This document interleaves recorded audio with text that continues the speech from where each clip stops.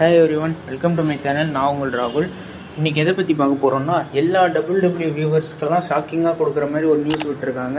அதை பற்றி தான் பார்க்க போகிறோம். அது என்னென்னு பார்த்தீங்கன்னா, இனிமேல் இந்தியாவில் வந்து டிவியில் டபிள்யூ டெலிகாஸ்ட் ஆகாது அப்படின்னு வந்து அஃபிஷியலாகவே அனௌன்ஸ்மெண்ட் பண்ணிட்டாங்க. நீங்கள் கேட்கலாம், அப்புறம் எப்போ நான் பார்க்குறது அப்படின்னு.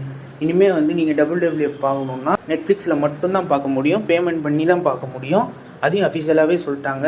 யார் சொன்னாங்கன்னு பார்த்தீங்கன்னா, டபிள்யூ நெட்வொர்க்கோட சிஇஓவாக இருக்கிற ட்ரிபிள் எச் தான் வந்து சொல்லியிருக்காரு. இனிமேல் வந்து எல்லா மெயின் ஈவெண்ட்ஸ், ரா, ஸ்மாக் டவுன், என்எக்ஸ்டி, ரெசல்மேனியா எல்லாமே வந்து இனிமேல் நெட்ஃப்ளிக்ஸில் மட்டும்தான் பார்க்க முடியும். ஏன்னு பார்த்தீங்கன்னா, சோனி ஸ்போர்ட்ஸோட வேலிடிட்டி பீரியட் வந்து முடிஞ்சு போச்சு. அதனால வந்து ஸ்ட்ரீமிங் ரைட்ஸை நெட்ஃப்ளிக்ஸுக்கு கொடுத்துட்டாங்க. உங்களில் எத்தனை பேர் வந்து டபிள்யூ வந்து டிவியில் பார்க்குறத மிஸ் பண்ண போகிறீங்கன்றது வந்து கமெண்ட் பாக்ஸில் சொல்லுங்கள். என்னோட மெமரி ஆஃப் டபிள்யூ வந்து டென் ஸ்போர்ட்ஸோட ஓல்டு லோகோலேருந்து பார்க்க ஆரம்பித்தேன். இப்போ வரைக்கும் பார்த்துட்ருக்கேன். நீங்கள் எல்லாம் எப்போலேருந்து பார்க்க ஆரம்பிச்சிங்கன்றது கமெண்ட் பாக்ஸில் சொல்லுங்கள். இனிமேல் டிவியில் வந்து நானும் உங்களை மாதிரியே மிஸ் பண்ணுவேன். இந்த முடிவை ஏன் எடுத்திருக்காங்கன்னு பார்த்தீங்கன்னா, இந்தியாவில் வந்து பாப்புலேஷன் வந்து அதிகமாக இருக்குது. அதை யூஸ் பண்ணி நெட்ஃப்ளிக்ஸோட வியூவர்ஷிப்பையும் அதிகப்படுத்தலாம் அப்படின்றதுக்காகவும் இருக்கலான்றது வந்து என்னோட தாட்டு. உங்களில் எத்தனை பேர் வந்து டபிள்யூ மிஸ் பண்ண போகிறீங்க, உங்களில் எத்தனை பேர் வந்து டிவியில் பார்க்குறத மிஸ் பண்ண போகிறீங்க அப்படின்றத வந்து கமெண்ட் பாக்ஸில் சொல்லுங்கள். உங்களோட மெமரிஸ் ஏதாவது இருந்தாலும் கமெண்ட் பாக்ஸில் தெரிவிக்கலாம். நெக்ஸ்ட் வீடியோவில் பார்ப்போம். Stay peace, stay safe.